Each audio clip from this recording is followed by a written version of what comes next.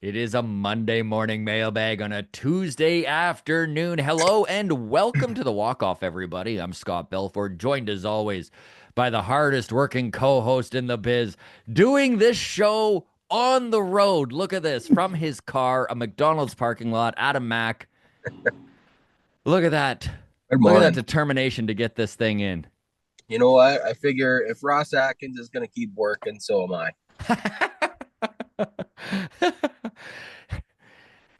Ross Atkins keep working even when everyone wants him to stop. You know? It's Yeah. very impressive. All right, folks, this is Mailbag. We comb through all of your interaction every single week. And it's funny because we've had quite a few shows where we've had special guests on, which has increased the amount of interaction, especially on Patreon. So the way you can get your questions and comments on is by shooting us a message. You can DM us on Twitter at Walk Off Podcast, Blue Sky, the Walk Off Podcast, Instagram, the Walk Off Podcast. If you are a Patreon member, you automatically get your comments into the mailbag. Now, here's the thing is that this week we had a pile of Patreon. So that is going to be the majority of them. We do obviously have a couple from Twitter and Blue Sky. We have a couple from YouTube, but it is a very Patreon heavy mailbag. And if I do miss or did miss any Patreon comments, please just hit me up again. It was just an accident and I missed it, but we had so many that I may have let something slip through the cracks here. Um, we're going to start with a Christmas Blue Jays poem from our Patreon member Deb. Now, Deb does this every year for us. I was gonna say we had one last year from Deb too, We didn't we? did. We did have one last year. And this year, I think she's outdone herself. It is Yeah. fantastic. So, this is to all of the Blue Jays fans. And this is from Deb in Patreon. She goes, "Cheers to 2024.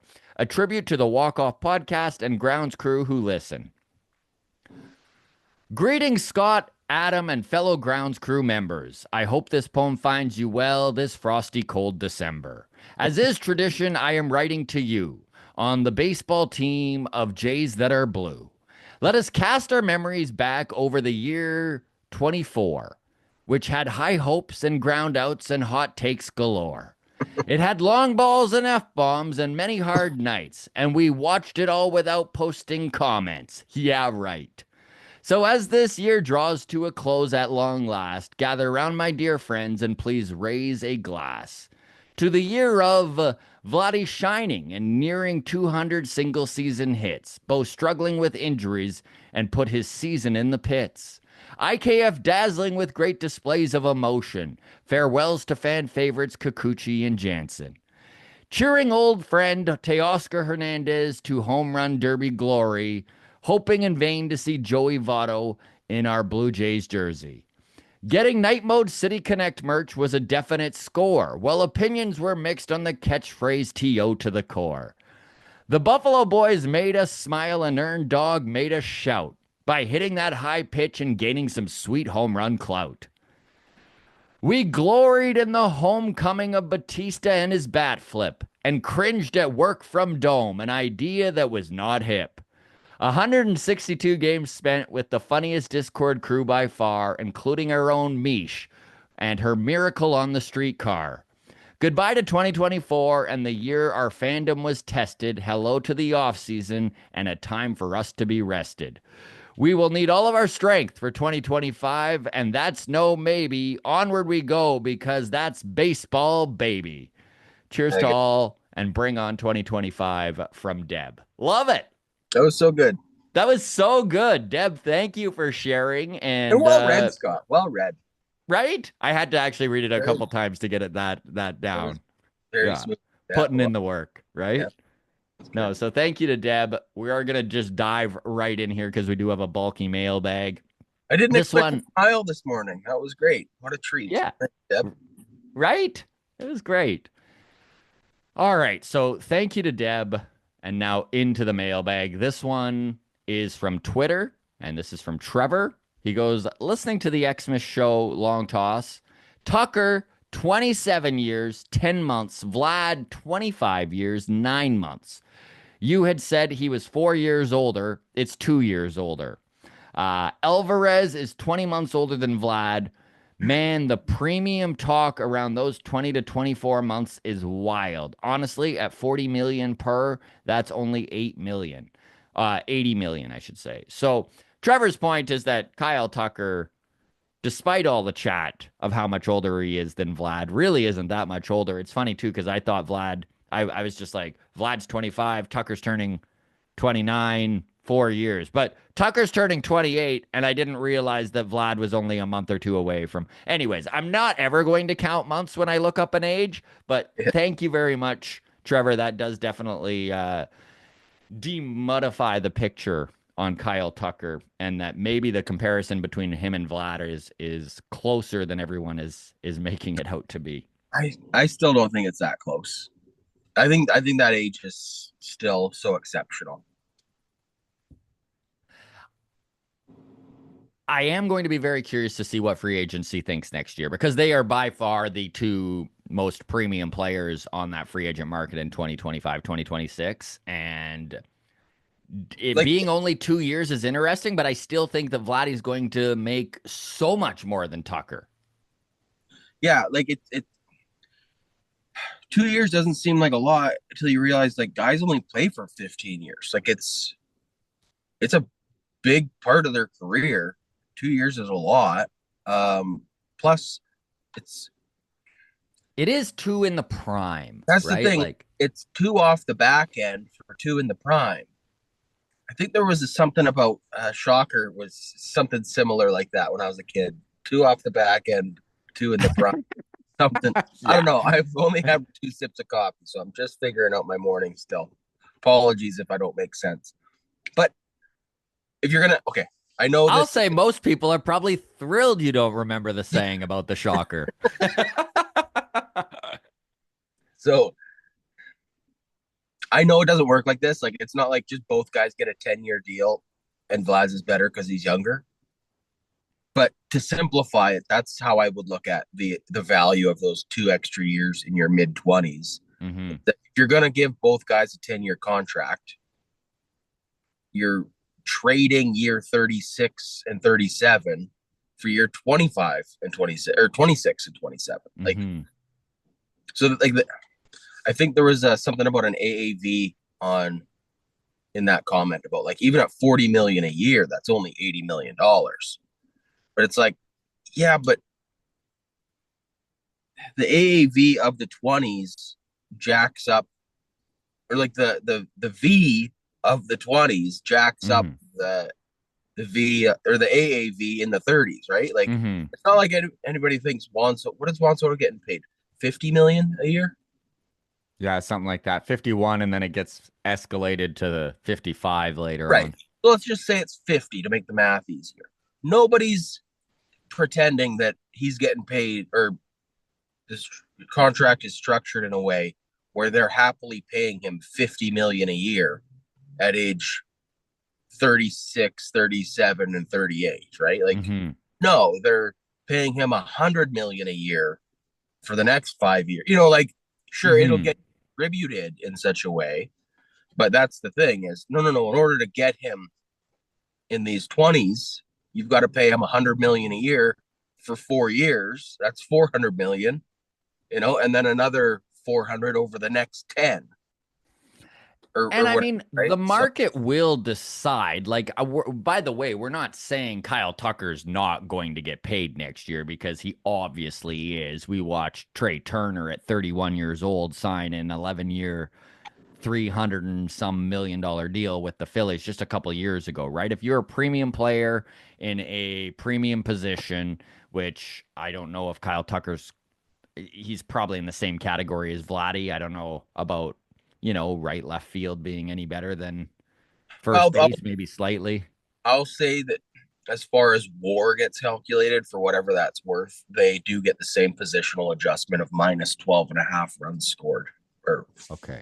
whatever. So if Yeah. that means anything to you, as far as is it a premium position or whatever, right? Like Yeah. I would say they're pretty equivalent, right field and first base. I'm actually really curious to see how next offseason breaks down with Kyle Tucker and Vladdy and how close their contracts are because Trev does make a good point that, like, they're still both in their prime. Even though Vladdy's a free agent at 26 and Tucker at 28, like they are right in that range. But how much is that 2 years going to cost Tucker? Only time will tell. But I am excited to kind of see Well, how that breaks if down. if they both get signed until they're 40, that's 12 years for Tucker and that's 14 years for Vladdy. But again, it's 2 extra years of the best year Yeah. of life, right? So it's not just 14 years versus 12 million versus 12 years with an extra 80 million tacked on. Like it's not going to be just an extra 80. It's going to be trading 2 bad years for 2 good years. It's a net of 4 years. So Mm-hmm. I would say I'd be shocked if the contracts are close, to be honest. I would. But again, it depends on how they play this year, right? Like if Tucker goes and balls out and wins an MVP or gets MVP votes and Yeah. Vladdy has a lackluster year, then yeah, of course, like that changes everything. So don't like clip this 12 months from now and be like, what a bozo Adam is. Yeah. Well, it's funny because Trevor is a Patreon member too. He always chats baseball with us on Twitter. And man, he cracks me up. He's so smart when it comes to just the knowledge of baseball. Like you could tell he's a little older than us and he's just been watching it for so long. But he constantly brings up the value of Yordan Alvarez. And it's to the point now where it makes me smile because it's like he's right. Like What's the value of Houston. Jordan? What is it So for Alvarez? the Alvarez contract My is extent of knowledge on Yordan Alvarez is that he was an old rookie relative well, to today's standards. Is that yeah. correct? So he came up a little later. He's only 27 also. But his contract is I think it's like 100 million. Hold on. Sorry, gang. Yeah, okay. So he is it's an average salary of 19 million.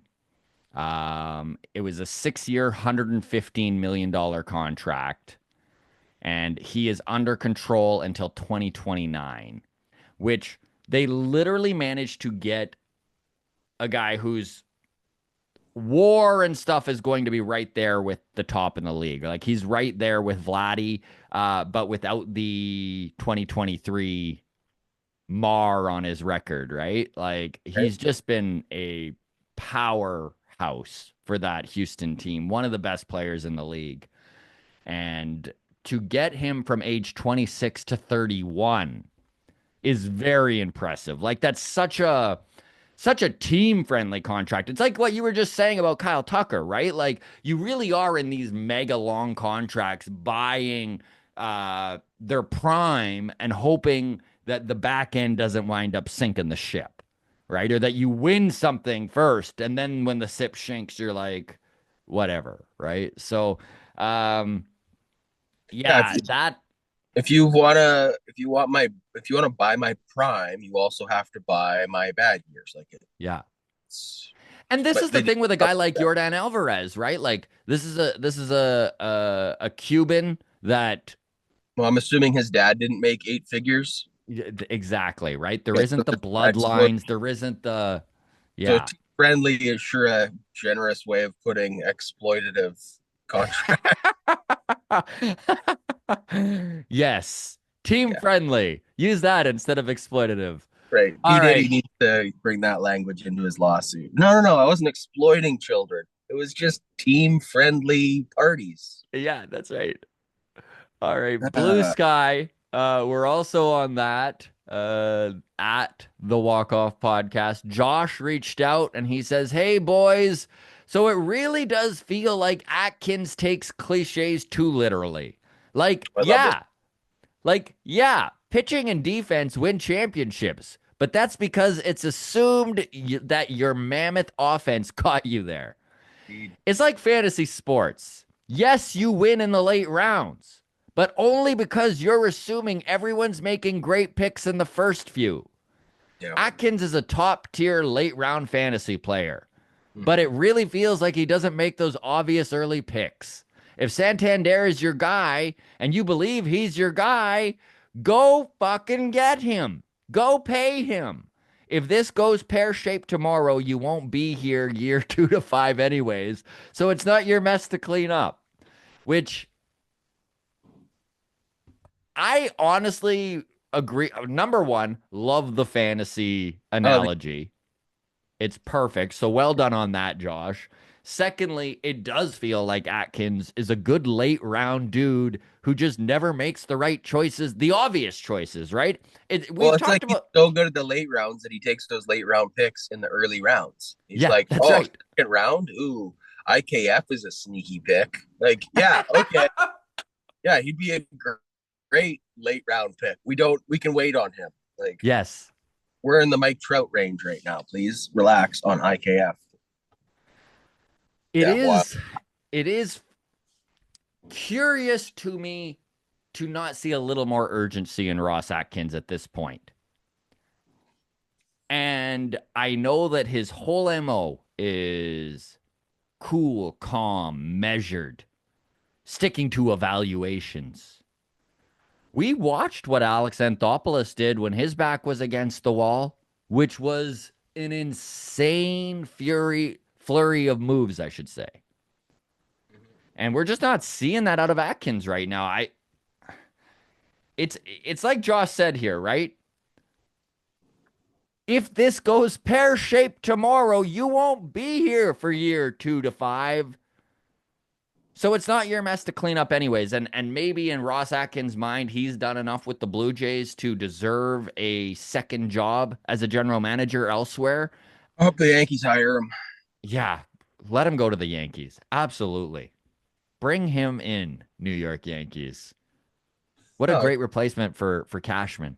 yeah, The Yankees have been crying and screaming to get rid of Cashman for years. We'll trade you straight across. right, exactly. Yeah, it's yeah, the defense is so Yeah. I I want to defend him while also asking him to resign. And I'll say this is that the going all in on defense strategy obviously hasn't worked out.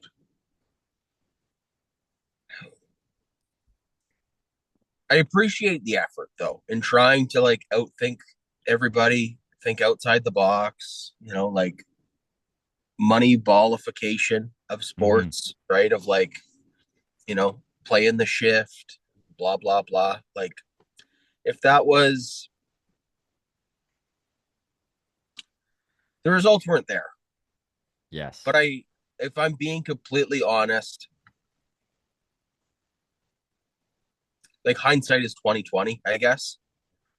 And so I feel a little guilt of like totally shitting on Atkins for his approach being so bad, and all of baseball knows it. He's the only one that seems to think this is a good idea.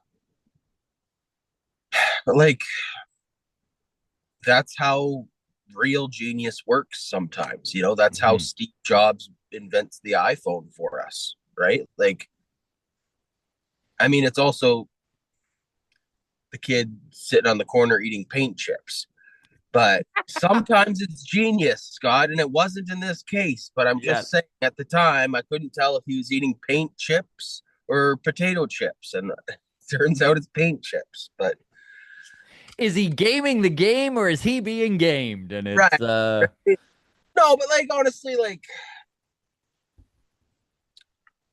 I defense hear you, man. isn't I hear exciting, you.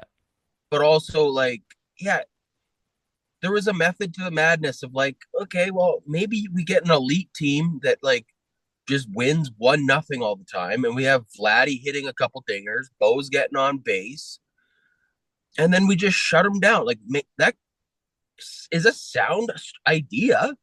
Hmm.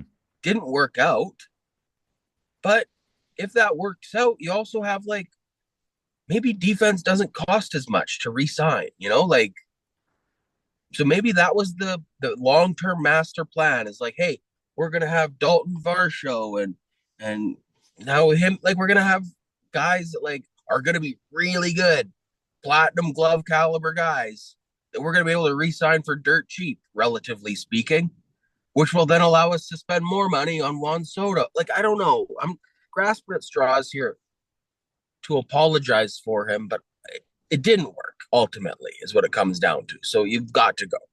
It didn't work, and this is a comment from Dun Farming, newer Patreon member here, Dun Farming, and basically he commented, "What good is a golden cart if there's no silver horses to pull it?" And this is from a comment that we made on Friday, Joel and I, and it was just talking about the order in which they are doing things this year, and that it was a really interesting and weird move to see them go out and get Andre Jimenez, and that yes, there is. Value in Jimenez, and that maybe it is a sneaky good move. And it really, I honestly don't think that we're going to regret the Jimenez signing. I think that it is a pretty good move. However, I did kind of compare it to the old timey saying of putting the cart before the horse, right? Mm-hmm. And so I think that's what he's referring to here is it's all great to have a nice shiny cart, but not Yeah, having any horses to pull it, you're not getting very far, right? So really. Yep. um sticking with Patreon, Mark Drabert says, "We don't need one of Teoscar or Santander. We need both." And those would be two nice silver horses to have to pull this golden card of ours. So I'm with you, Mark. Let's do it. So they would probably have to overpay both of them to get either of them to come. Absolutely, they will. But this is where we're at. This is where the Blue Jays are at. Yeah, They've but the got more an we expiring have core. less room for Vlad's contract next year. Like I don't disagree that we need stuff, but also like it's not feasible. It's just not. Like Corbin Burns, do we need him? Yeah, absolutely. Do we need him at 300 million? No. Like this team isn't going Maybe to be we good. do. Maybe we do, though. Like, Sure, but well, okay. I just can't look past 12 months from now when Bo's gone and Vlad's gone and Gossman and Barrios and Bassett are a year older and the pumpkin struck midnight on what's his face that I always say his name backwards. And we've Francis got, Bowden. thank you. And we've got a Corbin Burns making 300 million. It's like, wow, we're sure good once every 5 days, Yeah. winning 1-0 with elite defense and Corbin Burns on the mound. We might break the White Sox record if I that's mean, the the truth is, Adam, is that it is kind of an irresponsible thing to do is sign big money players if you're just heading into a rebuild. that's Yeah, what I mean. Yeah.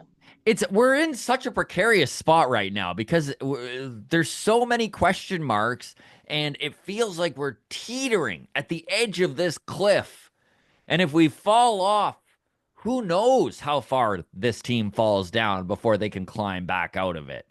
And I mean, they do have some good prospects in their system right now. But these are Well, younger prospects. You know, you look at by the way, we're going to have Nene Takes join us tomorrow morning. He is probably one of the top followers of the Blue Jays farm system. So he's kind of released his top 10, and Trey Savage is in there.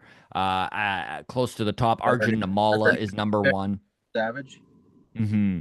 So that was last year's number one. But Ricky Tiedemann's number three, I think, on his list. So But all of who these guys are years away, right? who Like, and who are you most excited about as a prospect right now? Like put yourself back um, to 20, what was the Randall Grichuk days, right? Like yeah. after Donaldson and Encarnacion and Batista left, and it was like, oh hey, we got Randall Grichuk, but don't worry, Bo and Vlad are coming, and they're gonna be awesome, right? Like put yourself back in that time frame. Who on the in the farm are you excited about with any sort of closeness to that? I don't know, dude. Nobody.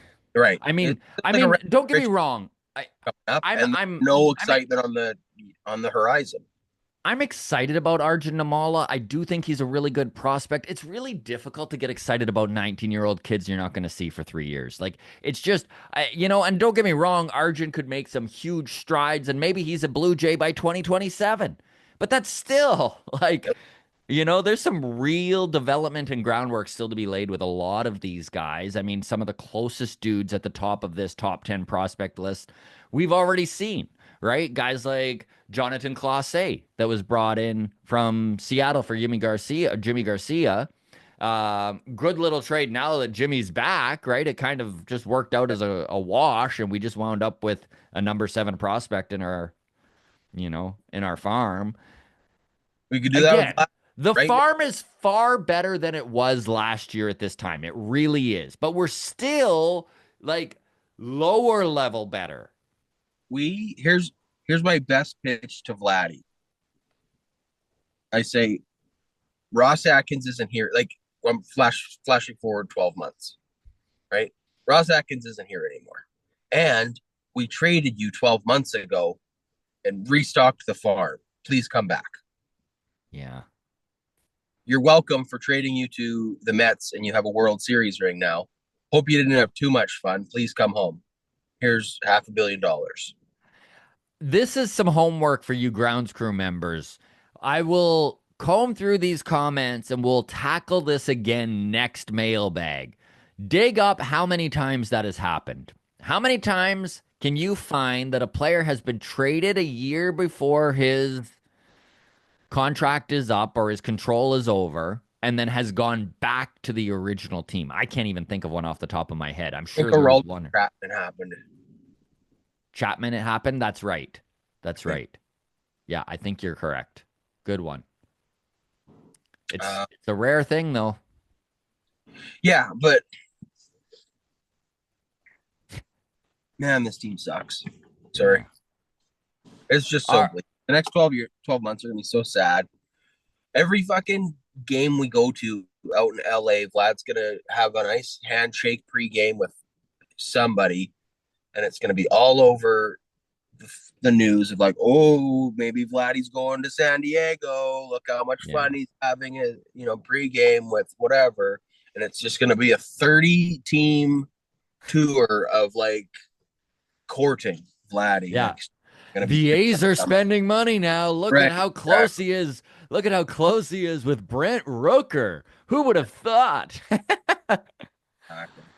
All right. Keeping going in Patreon. We do have a big mailbag, so we should keep things moving, I guess. Wyatt G says, hey, fellas, how do you think the rest of the Mets locker room feels about the Soto deal? Reports say he was a clubhouse problem in San Diego, and a few people have also said that they thought it was weird you never heard anything from Aaron Judge during the whole Soto sweepstakes. The Mets were Lindor's team. Does Soto deal make them his team now? Side note, his ego must be unbearable right now? Question mark.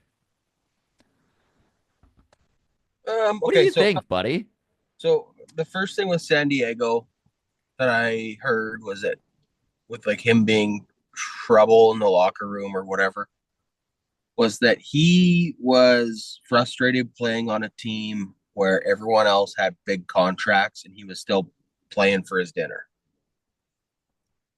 But that's also like his own doing. It wasn't like he wasn't offered 400 million. So like, to be real, um, Also, to be real, he was making $24 million in arbitration in San Diego. So it's not like I get what you're saying. It's half of what his contract is now, but also $24 million. I mean, no. I'm not saying he was like making league minimum and like asking guys to help him pay for his chicken wings on a Tuesday night. But there was not like a long-term security. Like there yes. was, hey, if I'm slumping, right, or you're not getting on base for me to get RBIs, or like, Yeah. what, right? Like I need a good night's sleep because I got to go ball out tomorrow because I'm still trying to prove myself. Whatever, right? Like Mm-hmm. I'm not, again, not making excuses for why he might have been an asshole, but that's my understanding as to like the reason behind him being maybe not the best teammate was that like Mm-hmm. you guys have been paid. You guys were locked. I'm talking about Manny Machado, Fernando Tatis Jr., right? Like you guys have nothing left to do but to play and try to win. Like I still got to worry about my own stats a little bit, a lot of bit. Um, and I don't begrudge anybody for worrying about their own stats at the professional level. Like if that's the difference between 400 million and 700 million, you probably weren't going to win a World Series anyways. Like statistically speaking, you're almost always probably not going to win, right? Mm-hmm. Uh, like even the Dodgers probably not going to win next year, right? Like you go, okay, even if they have the best odds in the league, okay, they have 27% chance. The next team has 24. Like that's still a 76% chance they're not going to win, right? So you're probably not, even if you're on the Dodgers. Is all I'm saying. Now, as far as what was the second point of that comment about funny we didn't hear from Mike Trout? No, Aaron Judge. Yeah, Aaron Judge. Sorry, Mike Trout came out because that's where I'm also like, we didn't hear from Mike Trout during the Shohei Ohtani sweepstakes. Did No, we we? didn't. Nope. So that's where I'm kind of like, I don't think that's anything. Yeah. Like I think the guy's going. There's no proof that Aaron Judge didn't reach out to Soto privately and was like, "Hey man, like hope you come back." Like we don't know Yeah. that just because Yeah. he was like holding press conferences next to Cashman and Steinbrenner, being like, "Please come back, I miss you, don't leave me." Like Mm-hmm. I just don't And think we ever really see that, right? Like, and as for the so Mets, I get the narrative here that this is Lindor's team. He was the big contract that they'd had on the books for years, the 300 million, the mega contract. If I'm a New York Met and had just come off losing to the Dodgers in game 6 of the NLCS no. and we land the biggest free agent available of the last 10 years. Yeah, I know. Not with I get the Shohei stuff. Just follow me for a Yeah, second yeah, here. But I think they're you're going to be incredibly excited. I yeah. also It's like I if you're the also Maple Leafs and you sign Connor McDavid next year. Austin Matthews is not going to be butthurt that Connor McDavid is coming to the Maple Leafs, right? Like, exactly. so no, I'm with you. So I'm with we'll see how this all unfolds, and obviously chemistry and clubhouses are touch and go. And sometimes big egos can create you. Yeah, problems, and sometimes winning is all that you need to make sure everyone's happy. And you know what? The Mets have a very good team, and they are going to do some winning.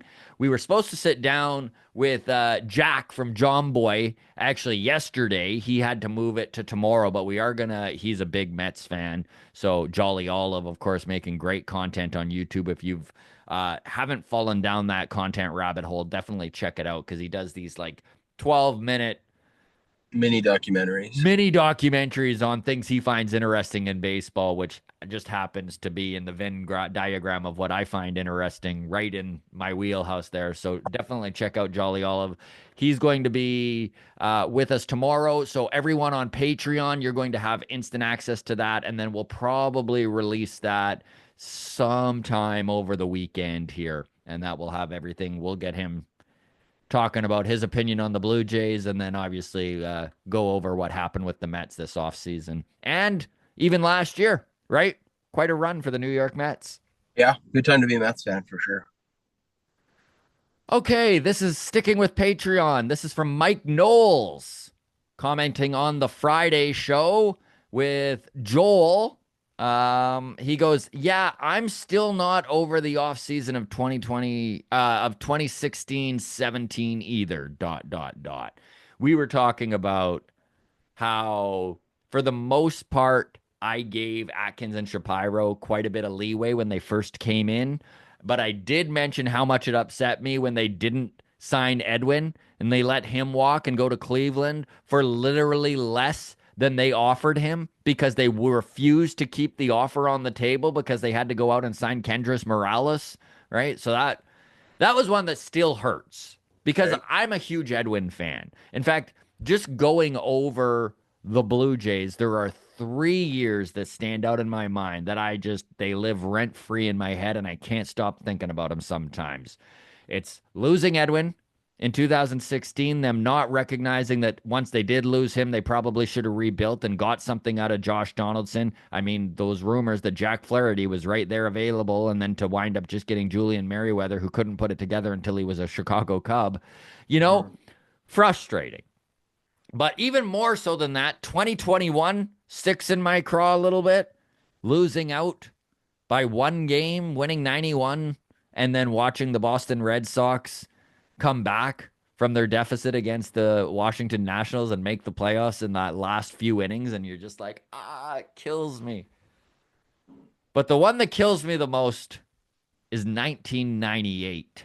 This is a tweet from at JAYS Views. This is the 1998 Toronto Blue Jays, okay? This is going to blow your mind, Adam. So Shannon Stewart had a 377 on base percentage, 51 stolen bases. Shawn Green, 35 dingers, 100 RBI, 35 stolen bases. Jose Canseco, 46 bombs, 107 RBI, 29 stolen bases. Carlos Delgado, 38 dingers, 115 RBIs, a 978 OPS.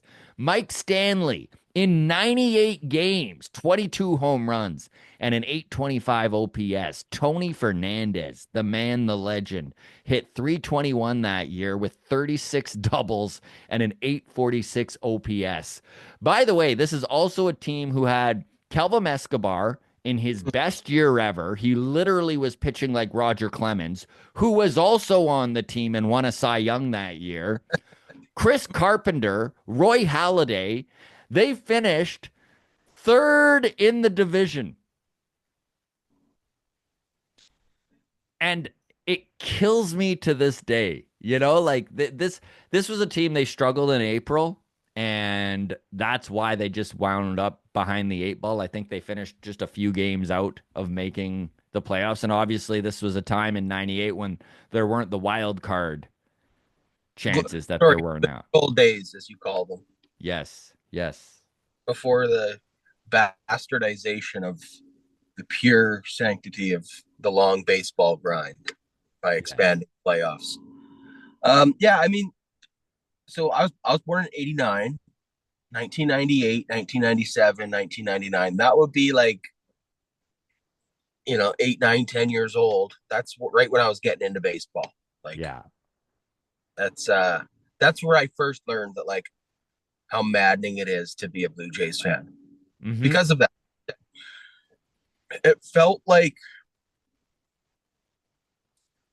from 8 to 18, I could never really enjoy baseball as a Blue Jays fan because of, like, that season you just pointed out where we had an awesome team, but we had a bad April.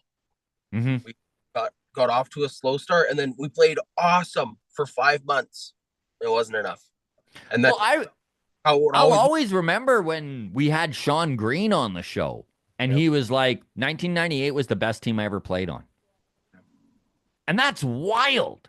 Like, this is a guy who went to LA and hit 40 bombs with the Dodgers, right? Like, yeah, you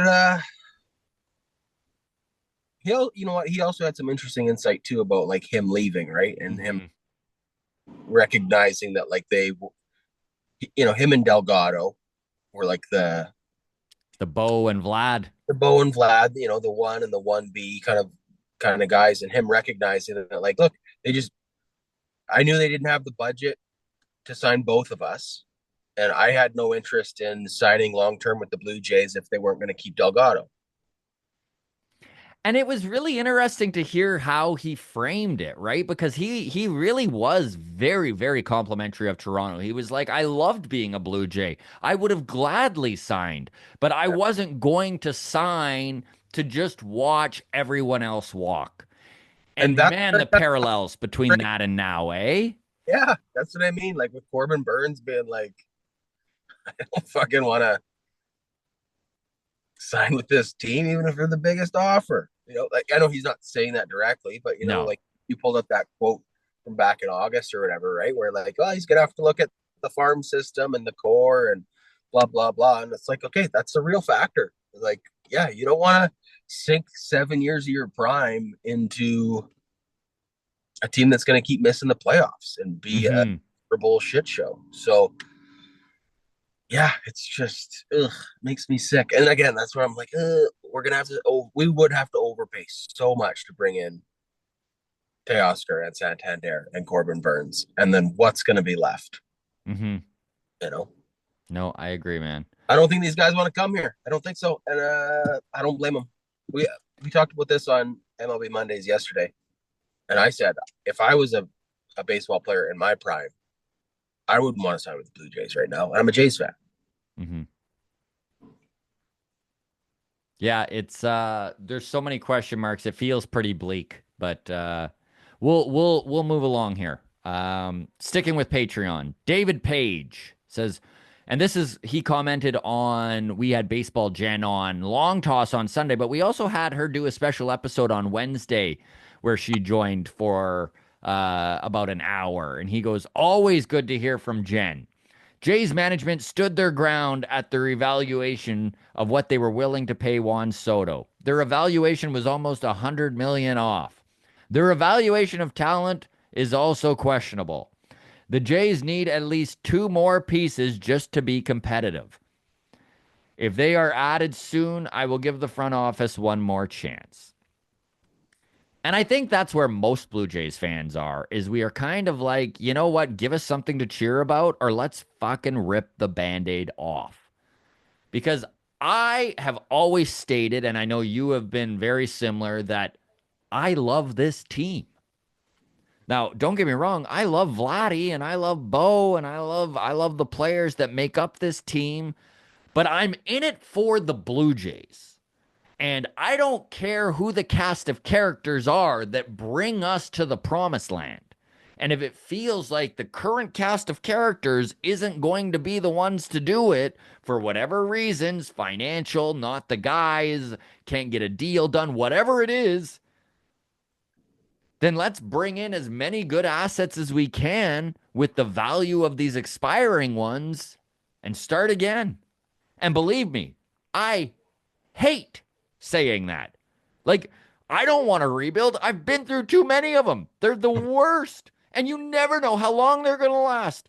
Like, literally, when they moved Shawn Green and Carlos Delgado in the early 2000s, all the lip service was we're going to do a quick rebuild.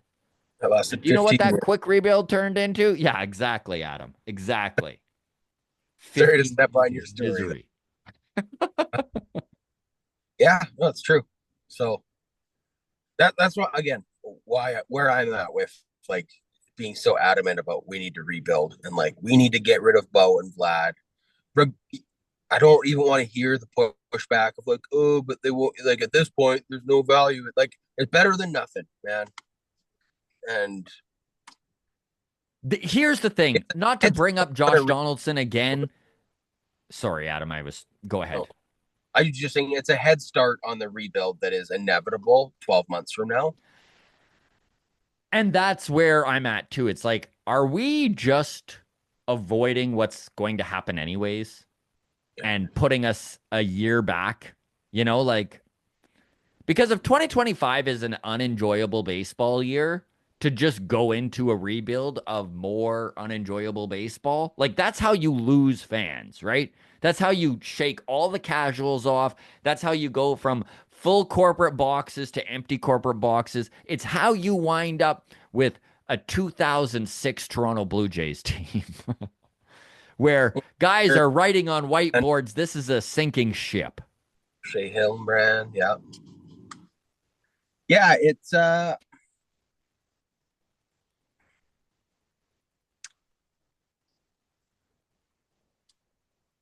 how much easier is it going to be to sign free agents next year too than it is if it's already hard and it already looks grim Oh, man. and Corbin Burns doesn't want to come now, just wait till Vladdy's officially gone and we just won 65 games. Um yeah, sell that to your corporate sponsors. Like it's just so short-sighted to be like, well, let's get as much money from the corporate sponsors as we can while we can, and really sell them on like, oh no, Vladdy's gonna stick around. Don't worry, like, you know, keep getting your corporate suites and whatever. Yeah. But once he's gone, we're so fucked. If there's nothing, man, like if the most exciting thing you can sell to me is a Ricky Tiedemann with a tissue paper ligament in his elbow, and or Elvis Martinez that pisses hot, plus Arjun Namala, man, am I ever not excited for that core. Yeah. And Hope I'm you not like. saying that those aren't good players. That like that's the thing. They could be very, very good and they could be very exciting players. But again, we are some serious player development away from them being on this team. Ricky was really close, but I mean, he's not even going to be pitching again until 2026. So, Yeah, so it's anyways, yeah, we'll continue with yeah. Patreon here. This is from Mish. She goes, there was no place for Spencer Horwitz on the Jays roster beyond DH and subbing for Vladdy at first, so it made sense, the trade. Always knew that he would be part of a trade this winter. I just look at it as the front office giving him a chance to grow as a player rather than splitting his time between Buffalo and warming the bench in the big show. And that's a nice way of looking at it. And you know what? The Guardians flipping Horwitz to Pittsburgh is really going to give him a shot to play some first base and have every day at bats in that position. So good for him. Indeed. Friend of the show, been on many times. Wish him nothing but the best. All right, last Patreon. Again, it was a Patreon heavy mailbag, so thank you to all the Patreon who support the channel. We do have some YouTube comments we'll get to in a second. Johnny says, I wish George Carlin were still alive so that he could tear Atkins' language to smithereens, which Nice. it would be nice. Carlin's one of my faves.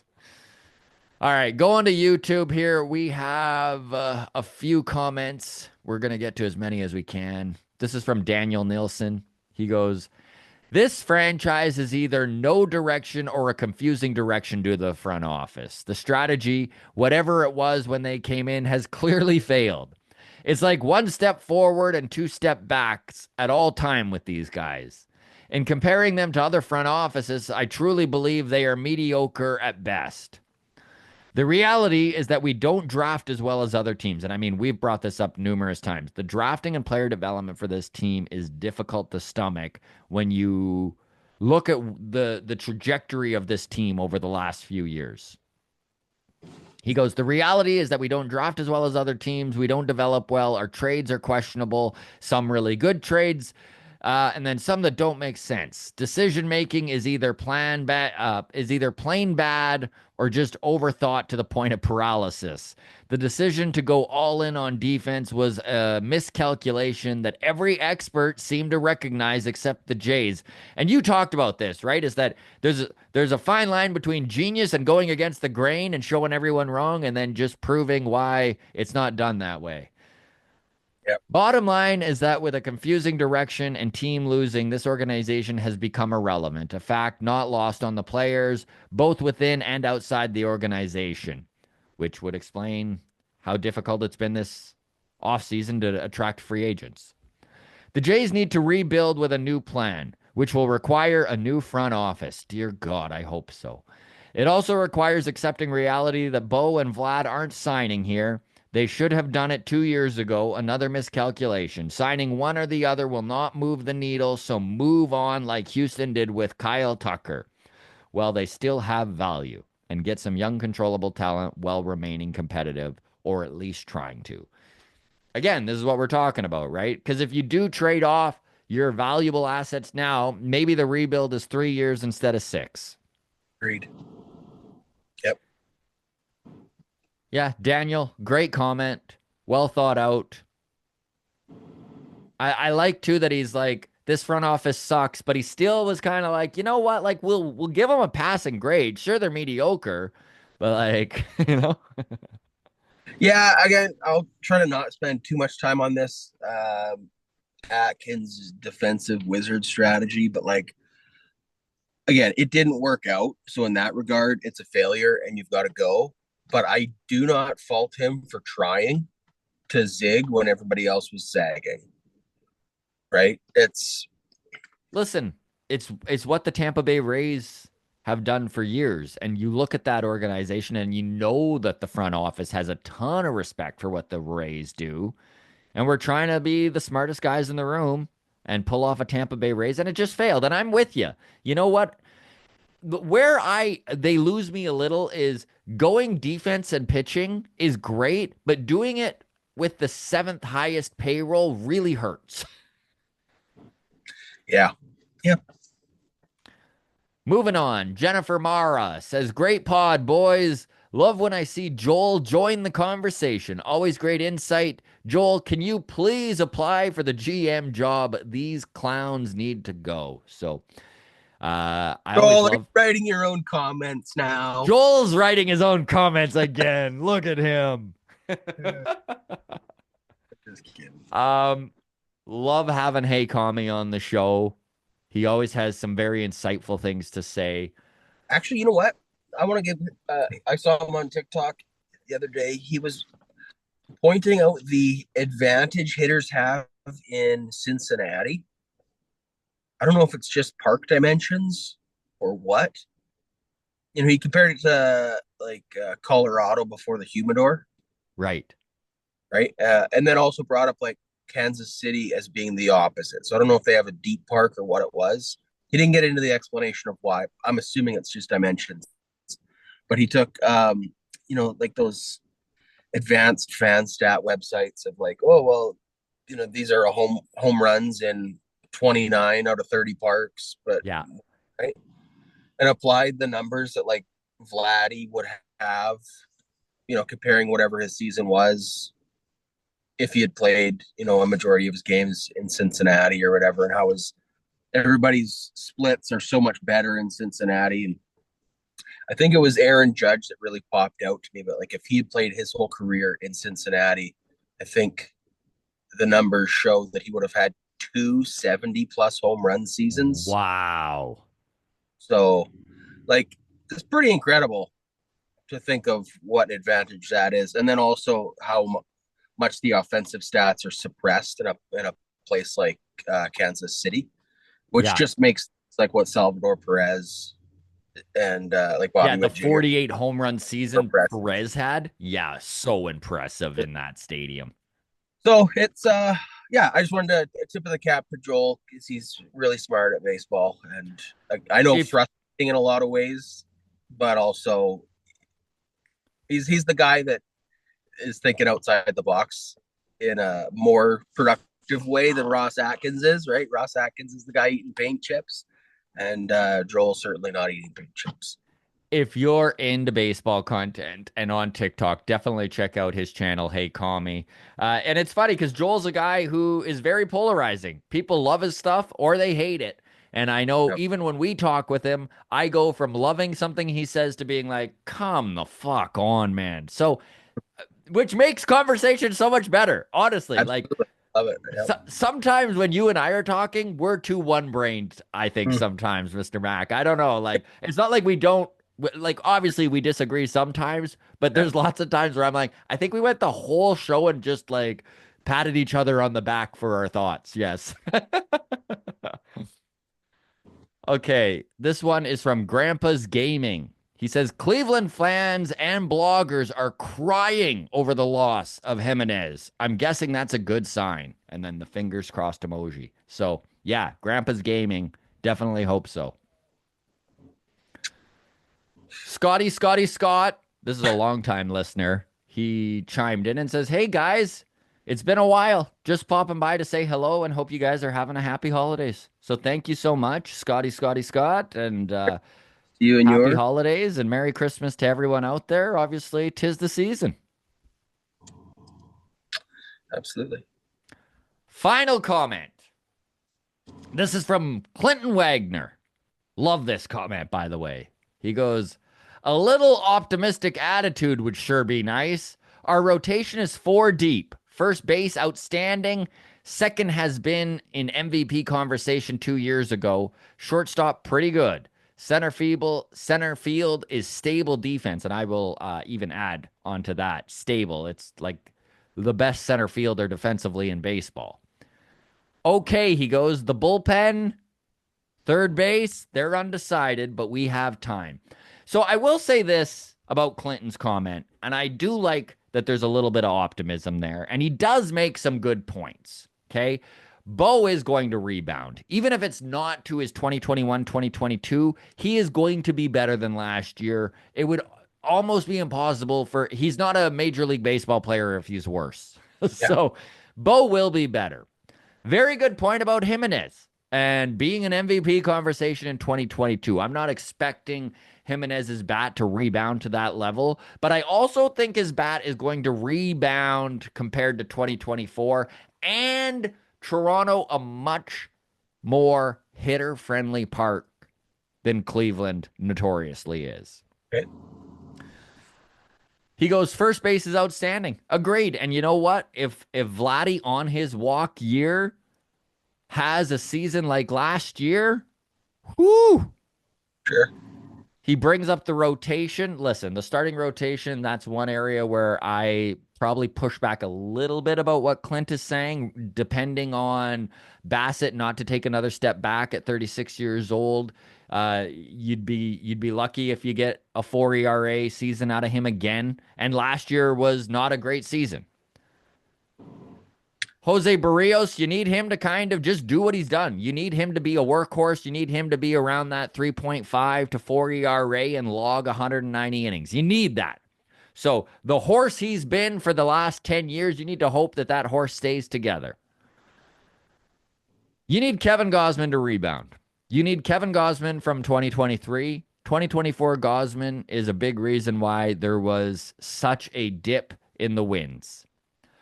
You need Bowden Francis to literally be the guy we saw at the end of the season. And I'm not saying the guy that was going back-to-back no-hit bids, but yeah, you need him to be a solid number 3. You need the front office to go out and bolster this pitching because there isn't enough starting pitching depth in the organization as is that is ready to go that could really handle, God forbid, knock on all the wood, 2 pitching injuries in this starting staff, even for a short period of time, is going to be devastating. So they need pitching depth. The bullpen, I'll even give them a pass. We won't even bring up the bullpen. We'll just assume that they'll figure it out and they'll be a top 15 bullpen again because they have to be. Obviously, that could not go that way, but I'm just going to give the benefit of the doubt there. Third base, maybe they make a big signing, bring in an Alex Bregman. I don't know. So yeah, there are reasons to not completely write this offseason off yet because we are still halfway through, and a lot of this negativity that is coming from Adam and I really does stem from their record to date. So we're just judging on what has happened to this point. And I just have no faith that this front office can be anything better than good and to pull off the offseason they need to actually be competitive in 2025. And when I say competitive, I mean wild card, third wild card spot, to be a team that wins 85 to 90 games. Mm-hmm. They need to nail the rest of this offseason. And I don't feel very strongly that they can. But Adam and I say this constantly, right? Buddy, what a world it would be to in July eat our words, eh? To just be like, holy shit, taking it back. So glad Ross Atkins is getting a huge extension. Well done on Rogers, locking up the genius that is Mark Shapiro. So happy that Vladdy took a discount to come back to Toronto. Somehow they convinced Bo to lock back in. Now we're talking about a trade deadline that is incredible. This is what I want, all right? But I feel delusional saying it. Turns out the paint chips were edible body paint chips. And yes. All right, folks. Honestly, this has been a long one. Thanks for sticking with us. We tried to get to as many of your comments as possible. I hope you understand we probably just scratched the surface of 2 to 3% of what was sent our way. So if you did not get your message in mailbag and you feel strongly it should be in, DM us. I'm really good at trying to mix up our comments so that everyone gets an opportunity to be on. You can reach out on Twitter at Walk Off Podcast, Instagram, The Walk Off Podcast. We're on Blue Sky now, The Walk Off Podcast. You can always join Patreon. Of course, with that, you get MLB Mondays, an extra show a week. You get instant access to all of our interviews. By the way, we've got Josh Kasevich, number 7 prospect in the Blue Jays system, coming on the show in the new year. And we have Keegan Matheson joining us on Thursday, so that should be a good time. And again, Nene Takes, the prospect whiz that he is, joins us tomorrow to update us on everything in the Blue Jays farm system. Thank you again, everybody. Really appreciate it. You can drop your comments here in YouTube too. Take care of yourselves. Merry Christmas. Happy holidays. All that good stuff. And we will see you on Friday. Cheers. Cheers.